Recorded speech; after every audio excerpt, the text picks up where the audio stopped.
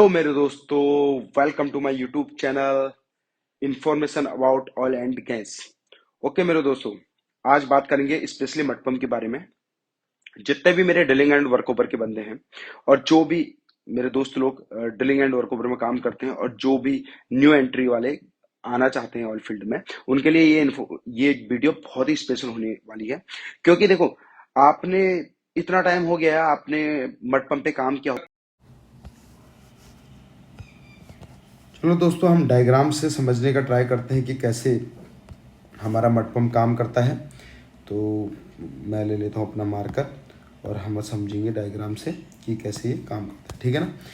तो यहाँ से देखो, ये हमारा टैंक हो गया, मड टैंक हो गया। यहाँ से हमने सक्शन लिया, मड फ्लूइड लिया, यहाँ से उसने डिस्चार्ज से पंप किया और ये हमारी स्टैंड पाइप से हमारा गया यहाँ पे हॉस के द्वारा। ये हमारा मड यहाँ गया, यहाँ पे वॉश पाइप TDS से वॉश पाइप के द्वारा अपना स्ट्रिंग से हमारा यहाँ पास हुआ और यहाँ पे हमारा BHA से पास होने के बाद यहाँ पर बिट से फिर बैक आया और यहाँ एनुलस से आते हुए हमारा जो मड है वो यहाँ से फ्लो लाइन से आते हुए हमारा सेल सेकर में हमारा जो कटिंग है वो रिमूव हो जाएगी और फिर डिसिल्टर डिसेंडर सॉलिड कंट्रोल अपना काम करेंगे और फिर हमारा सक्शन टैंक में ये हमारा कंटिन्यू जो टैंक टू टैंक सर्कुलेशन है वो चलते रहता है और उसके बाद हमारा जो यहाँ से जो कटिंग है वो कटिंग पिट में चली जाती है। ठीक है ना। और ये मेनली जो हमारा जो काम है वो ऐसे काम करता है। ठीक है ना। चलो ठीक है, अब आगे आपको और समझाने की ट्राई करता हूँ मैं उसमें कैसे काम कर। ये देखिए, यहाँ से ये है सक्शन लाइन। ठीक है, ये भी एक सक्शन लाइन है, ये भी एक सक्शन लाइन है और ये भी एक सक्शन लाइन है। ठीक है ना। तो ये इंटरमीडिएट कनेक्ट है बीच में। यहाँ पे जो ये पंप दिख रहा है आपको, इसको बोलते हैं सुपर चार्जर। ठीक है ना। और सुपर चार्जर में ये पंप लगा हुआ है, इसको बोलते हैं सेंट्रीफ्यूगल पंप है। इस सुपर चार्जर का मेनली जो काम होता है वो क्या करता है, मड पंप को सपोर्ट करता है। ठीक है ना। अपना मड फ्लूइड देने के बाद मड पंप को देता है और मड पंप को सपोर्ट करता है। ठीक है। और तो यहाँ से, यहाँ पे मैं आपको मार्क कर रहा हूँ, यहाँ पे लाइनर होते हैं, इसके अंदर लाइनर होते हैं और यहाँ से कूलिंग टैंक, ये कूलिंग टैंक है। जहां जहां मैं मार्क कर रहा हूँ आप नोट करिए, क्योंकि मैं अभी केवल आपको नाम बता रहा हूँ सारे जो नए बंदे हैं। ठीक है ना, जो भी हमारे ऑयल फील्ड में एंट्री करना चाहते हैं। इसको डैम्पनर बोलते हैं। इसके बारे में डैम्पनर कैसे काम करता है, ब्लीड अप वाल्व क्या करता है, जितने भी नॉर्मली इंटरव्यू में क्वेश्चन पूछे जाते हैं, इसको मैं लास्ट में कवर करूंगा। बस आपको मेरे को देना है अपने 15 से 20 मिनट। ठीक है। और ये देखिए, यहाँ पे है अपना ब्लीड अप वाल्व। ये देखिए, ये तो हो गया मेनली मेनली। अगर आप कहीं से भी मड पंप देखोगे आपको पता चल जाएगा कि ये सुपर चार्जर है, ये डैम्पनर है, यहाँ पे कूलिंग टैंक होता है और यहाँ पे लाइनर होती है। ठीक है ना। ये मड पंप जो है, मैं स्पेशली जो मड पंप, तो ये ट्रिपल एक्स मड पंप है हमारा। तो अब ट्यूल एक्स मड पंप भी आता है, ऐसी बात नहीं, ट्रिपल एक्स ड्यूल एक्स होता है। तो हम बेसिकली हम जो यूज करते हैं अपना ड्रिलिंग में, वो करते हैं अपना ट्रिपल एक्स मड पंप। चलो अब जाते हैं नेक्स्ट पिक में और इसमें मैं आपको थोड़ा सा और अच्छे से समझाने। अगर हम बात करते हैं पल्सनर डैम्पनर की, तो पल्सनर डैम्पनर हमारे डिस्चार्ज वाली जो लाइन होती है वहां पे इंस्टॉल्ड होता है और उसमें हम नाइट्रोजन फिल करते हैं। नाइट्रोजन 1000 रिचार्ज प्रेशर होता है। अब इसकी कैलकुलेशन है 5000 के लिए कितना, अगर हमारी कैपेसिटी मड पंप का मैक्सिमम प्रेशर 5000 है तो उसका how to calculate this one, and अगर 7500 है तो हाउ टू कैलकुलेट कि हमें कितना फिल करना चाहिए नाइट्रोजन उसमें। तो मैं आगे आपको बताता हूँ इसके लिए। और दूसरी बात यह है कि नाइट्रोजन हम इसलिए फिल करते हैं, नॉन फ्लेमेबल गैस है ये। और एक और इम्पोर्टेंट बात है, देखो आप एक थोड़ा सा फोकस करना इस चीज पे। अगर हम इसमें नाइट्रोजन फिल नहीं करेंगे, अगर डैम्पनर में हम नाइट्रोजन फिल नहीं करेंगे, देखो, और उसका मेन जो रीजन है वो क्या काम करता है, एक तो वो प्रेशर जो है, जो आउटपुट प्रेशर होगा वो स्टेबल शो करेगा हमें। ठीक है ना। अगर उसमें नहीं, अगर उसमें प्रॉपर फिल नहीं होगा नाइट्रोजन, तो रिचार्ज प्रेशर अगर कम ज्यादा होगा तो वो क्या प्रॉपर आपको शो नहीं करेगा। दूसरी बात क्या, नो प्रेशर फ्लक्चुएशन, प्रेशर भी जो तुम्हारा होगा वो फ्लक्चुएट नहीं करेगा। ठीक है ना। स्टॉक काम जब भी हमारा प्रेशर है वो मड पंप का वो है 7500 PSI। ठीक है। तो आपको इसमें डैम्पनर में अगर प्रेशर फिल करना है तो 7500 आपने मारा, इंटू करते हैं इसको 80 80% पे हम इसको वो करेंगे, ठीक है ना, कैलकुलेट करेंगे। ये करा तो आ गया 6,000 और आपका था 7,500, तो माइनस कर दो आप 7,500 में से 7,500 माइनस 6,000 कर दीजिए आप, तो ये इक्वल आएगा 1,500। आप इसको 1,500 पे इसमें नाइट्रोजन फिल कर सकते हैं, ये आपका प्रीचार्ज प्रेशर हो जाएगा 7,500 जिनकी कैपेसिटी।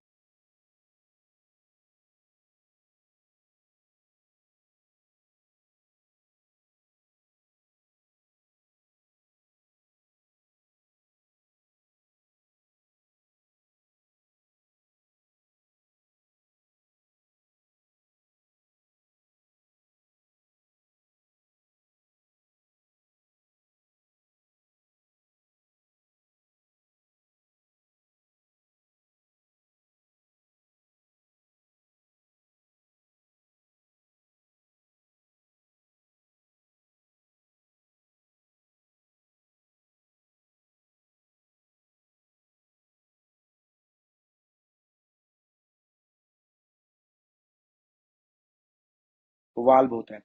अब रिलीफ वाल्व पे मैं बताता हूँ आपको, रिलीफ वाल्व कैसे सेट होता है, ये भी इंटरव्यू में पूछा जाता क्वेश्चन है, ठीक है। जब भी अभी क्या होता है कि जैसे आपका एक लाइनर है और लाइनर है आपका 5 इंच का, ठीक है ना, और उसका मैक्सिमम प्रेशर है 5,000, मैक्सिमम प्रेशर है 5,000, ठीक है, लाइनर का।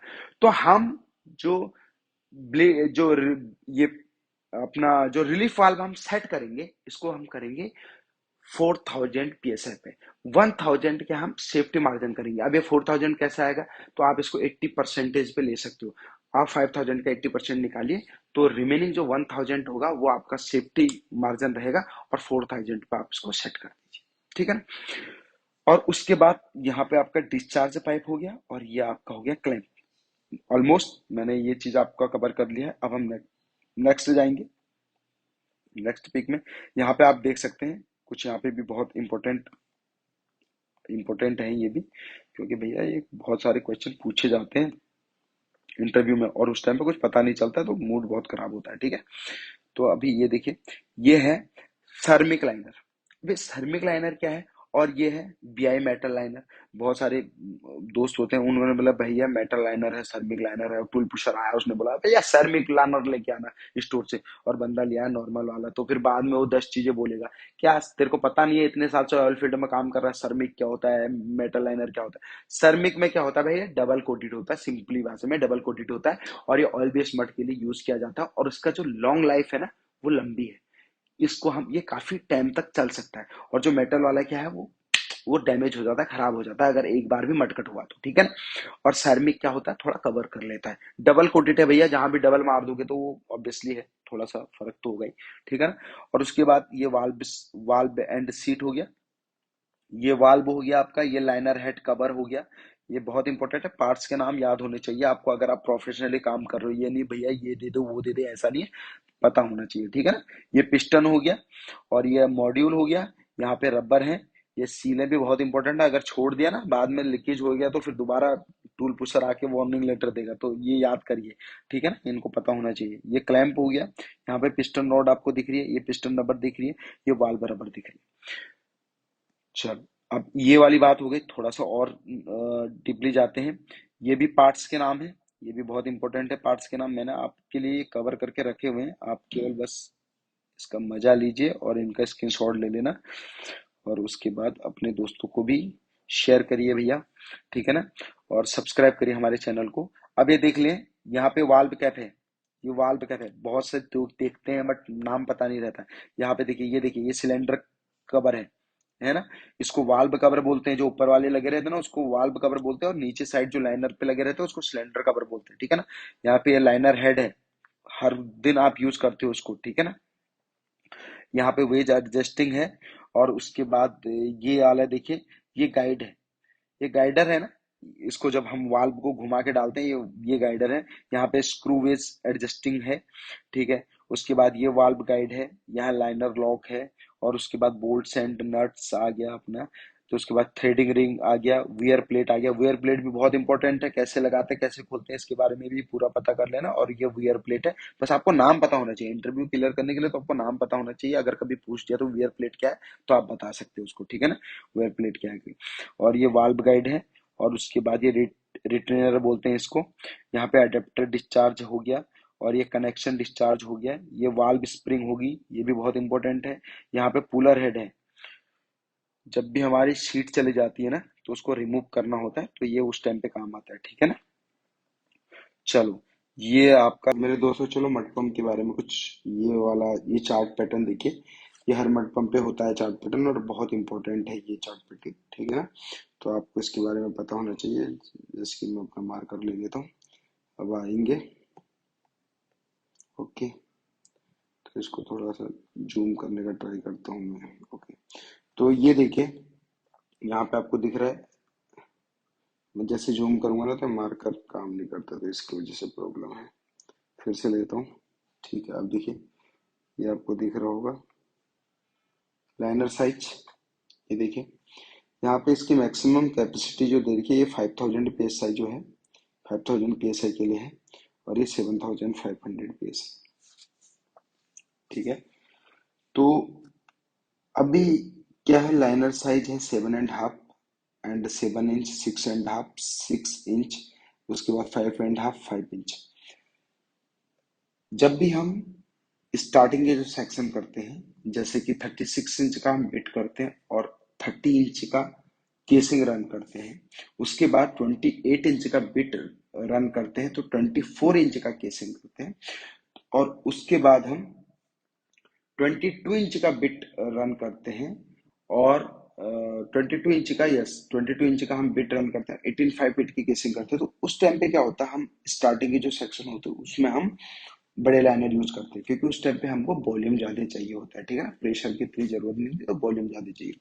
तो उस टाइम पे हम 7.5, 7 इंच का लाइनर यूज करते हैं। तो अभी चलो ऐसे मानते हैं, एसपीएम, स्टॉक पर मिनट, आप लोगों को मालूम है। अगर हम 120 एसपीएम मैक्सिमम, 120 एसपीएम पे अगर हमने चलाया पंप, तो मैक्सिमम इनपुट जो हॉर्स पावर है वो 1600, एंड मैक्सिमम इनपुट किलोवाट आएगा 1193। तो वो क्या देगा, 1 मिनट में कितना गैलन हम पंप करेंगे, 826 गैलन पंप करेंगे, और लीटर 3127, ठीक है ना। और 826 को अगर आप कैलकुलेट करोगे तो कैलकुलेट कर सकते हैं बैरल में, कोई इतनी बड़ा इशू नहीं है। और बैरल का जो फॉर्मूला है, मतलब अगर आपको चाहिए पंप आउटपुट का फॉर्मूला, तो जीरो उसमें है। मैं आपको बता देता हूँ, इसके बाद बता दूंगा मैं आपको। और उसके बाद इसमें क्या है, ये सिर्फ 7.5 का होगा तो हमारा इतना गैलन पंप होगा। उसके बाद 7 इंच का पंप होगा तो हमारा 720 पंप होगा। और उसके बाद 2724 हमारा क्या होगा, लीटर हम पंप करेंगे। तो ये ऐसे ऐसे ये है। और उसी के साथ आप देखिए, अगर हम 100 में करते हैं तो ये मैक्सिमम इनपुट रहेगा, यहाँ पे मैक्सिमम किलोवाट रहेगा। अगर हम 40 एचपीएम पे करते हैं, यहाँ पे 533, 398, और उसके साथ हमारा जो है 275 बैरल हम पंप करेंगे, 275 गैलन हम पंप करेंगे, ठीक है ना। तो उसके बाद यही है सब कुछ इसमें, तो आप समझ गए हैं, कोई इतनी बड़ी बात तो है नहीं इसमें, ठीक है ना। तो पंप आउटपुट, अगर आपको पंप आउटपुट है, अगर सिंपली 0.000243, उसके बाद इंटू कर दो आप लाइनर आईडी, जो भी मेरी लाइनर आईडी है। जैसे हम 7 इंच का है तो 7 इंच का स्क्वायर हो जाएगा, तो हम कर देंगे 7 × 7, ठीक है। और उसके बाद फिर हम इसको इंटू कर देंगे स्टॉक लेंथ। फिर हम इसको इंटू कर देंगे स्टॉक लेंथ। स्टॉक लेंथ जैसे कि हमारा 12 इंच है स्टॉक लेंथ, और उसके बाद हम इंटू कर देंगे इसको किसके साथ, 0.97। ये इफिशियंसी है, क्योंकि 100% पे कोई पंप नहीं है, आप निकाल सकते हो 100% पे, बट 97 हम इफिशियंसी रखते हैं। जो आउटपुट आएगा वो आपका